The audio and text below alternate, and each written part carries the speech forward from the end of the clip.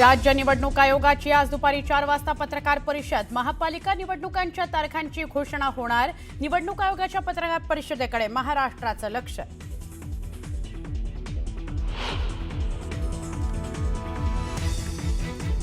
पालिका निवडणुका जाहीर होण्यापूर्वी नगरविकास खात्याकडून पालिकांना 74 कोटींचा निधी वितरित। 13 प्रमुख महापालिकांकरता महायुतीकडून निधी वितरित।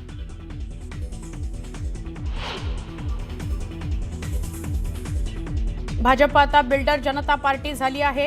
केंद्र आणि राज्यात भाजपचं सरकार असूनही भाजपच्या फसव्या घोषणा सुरूच आहेत। आदित्य ठाकरेंकडून भाजपवर सडकून टीका।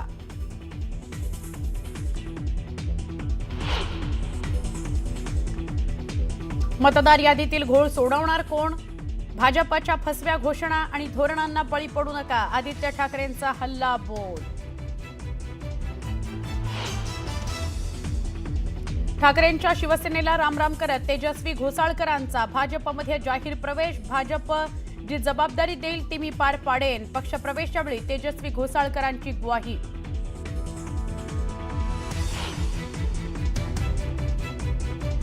नितीन गडकरींनी मनपा आयुक्तांना सुनावले खडे बोल। माझ्यावर दबाव आणायची कुणाच्या बापाची हिंमत नाहीये। जनतेला शिक्षा होते पण अधिकारी व्यवस्थित होत नाही, त्याचं काय करायचं? गडकरींची सरबत्ती।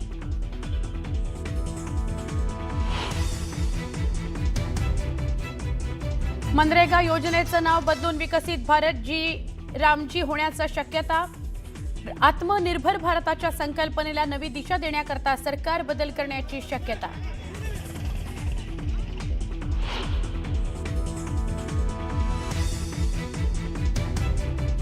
पुण्याच्या राजगुरुनगरमध्ये खासगी क्लासेसमध्ये अल्पवयीन मुलाकडून मुलावरच चाकू हल्ला। शिक्षकासमोरच चाकू हल्ला झाल्यानं खळबळ। हल्ला करणारा मुलगा फरार।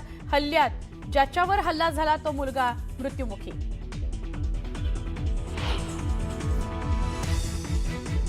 पिंपरीत दुचाकीला कारचा धक्का लागल्यानं वादातून कारमधील महिलेवर दुचाकी स्वार तरुणांचा हल्ला। हल्ल्यात महिलेच्या डोळ्याला गंभीर दुखापत।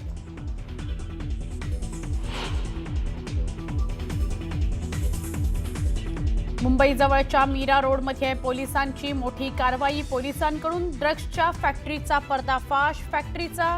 फॅक्टरीमधून 150 ते 200 कोटींचं ड्रग्स जप्त।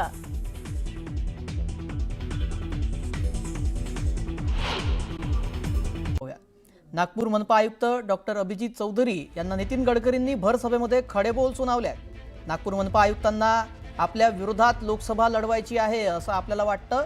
शहरात अतिक्रमण आहे, मंत्री अतिक्रमण काढू नका असं सांगतात, अधिकारी काढतात, पण इथे उलट आहे। आयुक्त हे सहृदयी आहेत असं गडकरी म्हणाले।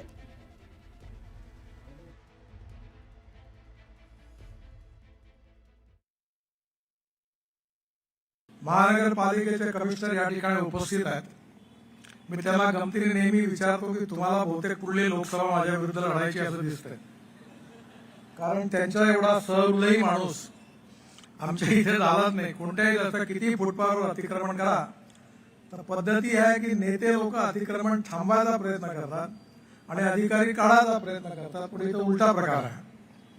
आणि त्यामुळे या सगळ्या रस्त्यावर अतिक्रमण आहे।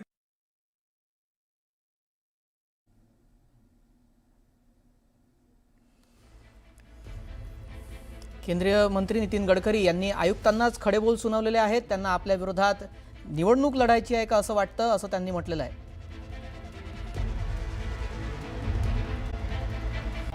जनता पार्टी मुक्त भारत झाला आणि गांधीजींच्या तत्वावर आम्ही चालू म्हणून भारतीय जनता पार्टी काढली म्हणून थोडा लोकांनी विश्वास ठेवलेला आहे। आता तुम्ही लोकशाही आणि संविधान हे दोन्हीची पायमल्ली करता आहात। आता जर तुमचं पतन जनतेने केलं, आता जनता कशी करेल आम्हाला माहित नाही। पण एकीकडे कोर्टामध्ये महानगरपालिकेमध्ये ओबीसीचा मुद्दा प्रलंबित आहे। असं असताना जर आपण आज जर राज्य निवडणूक आयोग वागणारे जर महानगरपालिकेची निवडणूक घोषणा करत असेल, या संदर्भात चर्चा करण्यासाठी भाजपाचे केशव उपाध्याय आपल्या सोबत आहेत। केशवजी, संध्याकाळी 4 वाजता पत्रकार परिषद निवडणूक आयोगाची होऊ घातलेली आहे। पालिका निवडणुकांची घोषणा होऊ शकते, कसं बघता याकडे? नाही, असं आहे, महाराष्ट्रामध्ये मी मागे म्हणालो की महाराष्ट्रामध्ये गेली अनेक वर्षापासून निवडणुका, स्थानिक स्वराज्य निवडणुका या ज्या काही ना काही कारणामुळे खंडित होत्या, पहिल्यांदा कोरोना, मग बाकीची काही कारणं, मला असं वाटतं की या निमित्ताने जर होत असतील, नगरपालिका निवडणुका झाल्यात, नगरपालिका नगर परिषद, आता जर महापालिका निवडणुका जर होत असतील तर ते स्वागत केलं पाहिजे. शेवटी कार्यकर्ता वर्षानुवर्ष काम करतो प्रत्येक राजकीय पक्षाचा, त्या कार्यकर्त्यांची ही निवडणूक आहे, त्या कार्यकर्त्यांना संधी मिळत असेल तर मला असं वाटतं की आपण सगळ्यांनी त्या निवडणुकीचं, त्या निर्णयाचं स्वागत केलं पाहिजे आणि निवडणुकीला सामोरं गेलं पाहिजे. उगाच काहीतरी कारण काढून रडत बसणं, कारण आपण बघितलं नगरपालिका निवडणुकांमध्ये महाविकास आघाडीचे नेते हे निवडणूक लढलेच नाहीत, काहीतरी कारण काढत बसले, एकही सभा त्यांनी कार्यकर्त्यांसाठी घेतली नाही.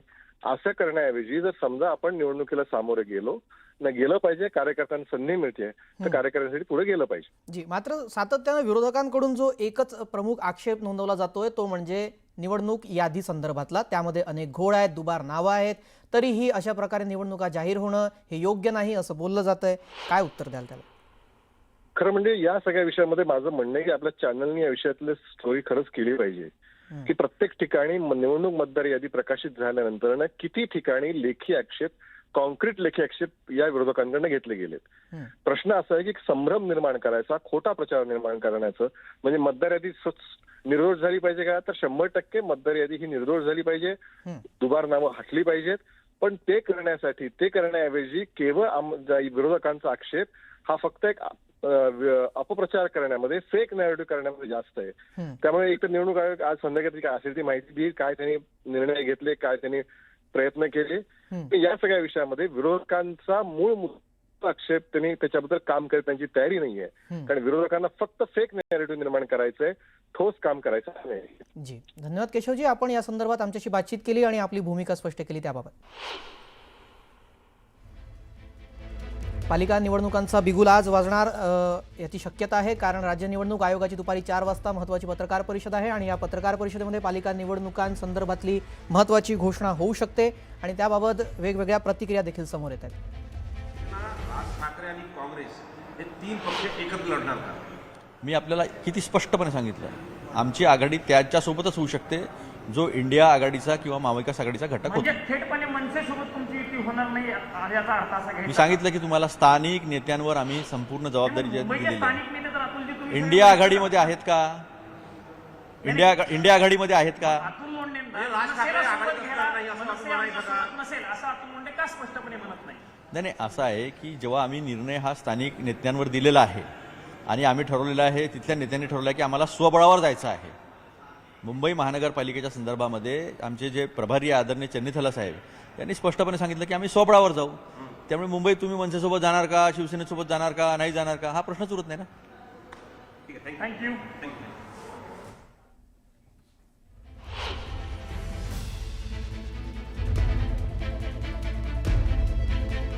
महापालिका निवडणुकांचं आज बिगुल वाजू शकतं, याबाबतची महत्त्वाची घोषणा होऊ शकते, कारण राज्य निवडणूक आयोगाची 4 वाजता महत्त्वाची पत्रकार परिषद होणार आहे आणि या पत्रकार परिषदेमध्ये निवडणूक आयोगांकडून पालिका निवडणुकांच्या तारखा जाहीर होण्याची शक्यता आहे. 29 पालिकांची निवडणूक जाहीर होऊ शकते. निवडणुकीचा संपूर्ण कार्यक्रम आज जाहीर केला जाऊ शकतो. राज्यामध्ये 29 महापालिकांच्या निवडणुका होणार आणि त्याच्या तारखा देखील जाहीर होऊ शकतात. पालिका निवडणुकाच्या अनुषंगाने वेगवेगळ्या राजकीय नेत्यांच्या प्रतिक्रिया देखील आपण जाणून घेतल्या. विरोधकांनी त्यावर आक्षेप घेतलाय, नाराजीचा सूर विरोधकांकडून दिसतोय, कारण मतदार यादीमध्ये अद्यापही काही आक्षेप आहेत, घोळ आहे, दुबार नावं आलेली आहेत आणि त्याबाबत हे दुरुस्त करावं आणि त्यानंतर निवडणुका घ्याव्यात अशी विरोधकांची भूमिका आहे. मात्र त्यावर आता सत्ताधाऱ्यांनी उत्तर दिलंय की हा रडीचा डाव आहे, पराभवासाठी कारणं त्यांना लागणार विरोधकांना आणि त्यासाठीच ते अशा प्रकारचे उत्तर देत असल्याचं सत्ताधाऱ्यांकडून सांगण्यात आलेलं आहे. याबाबत भाजपानं स्पष्ट केलेलं आहे की निवडणुका रखडलेल्या आहेत, त्या लवकरात लवकर व्हाव्यात अशी आमची भूमिका असल्याचं भाजपाच्या वतीनं सांगण्यात आलं आहे. तर विरोधकांकडून याबाबत आक्षेप सातत्यानं आधीपासूनच घेतला जातोय. आता 4 वाजता ही पत्रकार परिषद होईल आणि या पत्रकार परिषदेमध्ये मतदार यादी संदर्भात निवडणूक आयोगाकडून काही बोललं जातं का, त्याकडेही सर्वांचं लक्ष असणार आहे. कारण जी नावं दुबार आहेत त्यावर 2 स्टार आणि जी तिबार आहेत त्यावर 3 स्टार अशा प्रकारे निवडणूक आयोगाने आधीच सांगितलेलं आहे. मात्र त्यावर देखील सुषमा अंधारे यांनी आक्षेप घेतला, जर स्टार करण्यासाठी वेळ आहे तर ती नावं वगळण्यासाठी वेळ का नाही.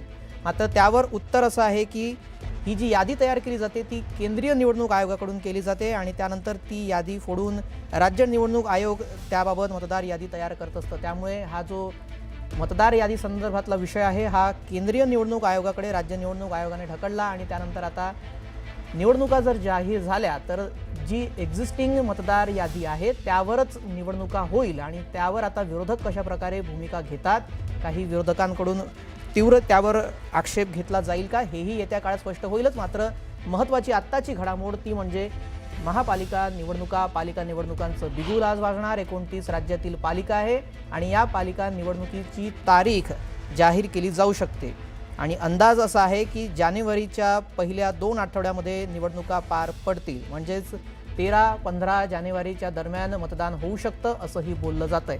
4 वाजता आज दुपारी महत्त्वाची ही पत्रकार परिषद होईल. पालिका निवडणुकांचं बिगुल वाजणार आणि कुठल्या पालिका आहेत त्या संदर्भातला तपशील देखील आपल्या स्क्रीनवर आपण सातत्यानं पाहतोय. कल्याण डोंबिवली असो, कुठल्या महापालिका आहेत ते आपण डावीकडे स्क्रीनवर पाहतोय. मुंबई, ठाणे, पुणे, नाशिक, नवी मुंबई, 29 अशा राज्यातील पालिका आहेत जिथे निवडणुका होणं अपेक्षित आहे आणि त्याची तारीख देखील आज येऊ शकते.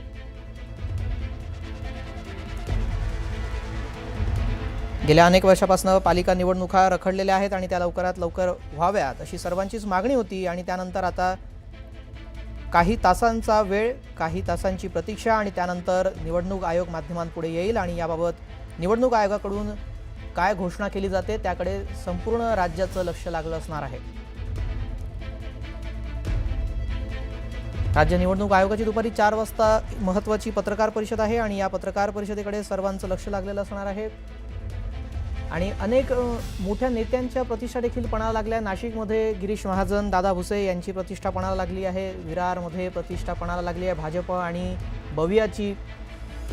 त्यानंतर आता पुढे निवडणुकांचा कार्यक्रम जाहीर झाल्यानंतर महायुतीमध्ये कशा प्रकारे जागा वाटप, जो तिढा सातत्यानं समोर येतोय त्याबाबत काय खुलासा केला जातो तेही पाहावं लागेल. कारण मनसे आणि मविया यांच्या जागा वाटपासंदर्भात देखील युती होण्याबाबत, आघाडी होण्याबाबत देखील अनेक संभ्रम कार्यकर्त्यांमध्ये आहेत आणि माध्यमांमध्ये देखील नेत्यांकडून जे काही वक्तव्य केली जाते त्यातून आहेत.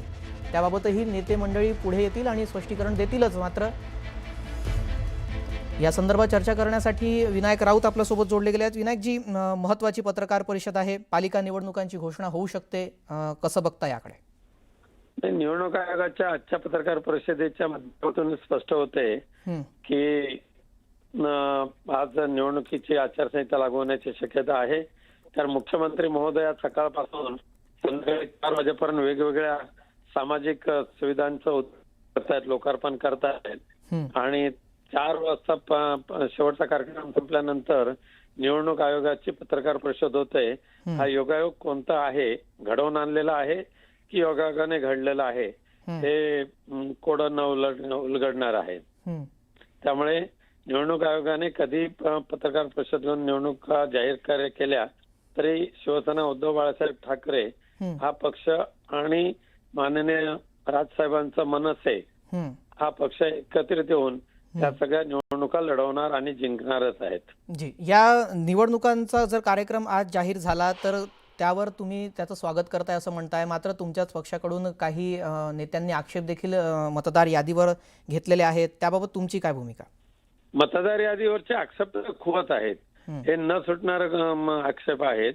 आता निवडणूक आयोगाचे काही पदाधिकारी एरियामध्ये फिरून दुबार मतदार शोधण्याचा एक केविलवाना प्रयत्न करतायत. पण अशा पद्धतीने मतदार यादीचं घपला करून निवडणुका घेणं हे योग्य आहे असं नाहीच. जी, तुम्ही थेट घपला करून निवडणुका घेणं योग्य नाही असा थेट आरोप करताय. मात्र आता हा जो संपूर्ण जे काही हे प्रकरण आहे हे केंद्रीय निवडणूक आयोगाकडे राज्य निवडणूक आयोगाने ढकललेलं आहे. कारण यादी तयार करणं हे राज्य निवडणूक आयोगाचं काम नाही, हे केंद्राकडून यादी येते आणि ती यादी फोडून राज्य निवडणूक आयोग तो स्वीकारतो. तर काय त्याच्यावर आता तुमच्या पक्षाची काय वेगळी भूमिका असेल? कारण राज ठाकरे यांनी याआधी म्हटलं होतं की जनतेत जा आणि त्यांना समजावून सांगा. तर कशा प्रकारे जनतेला तुम्ही पटवून देणार हे?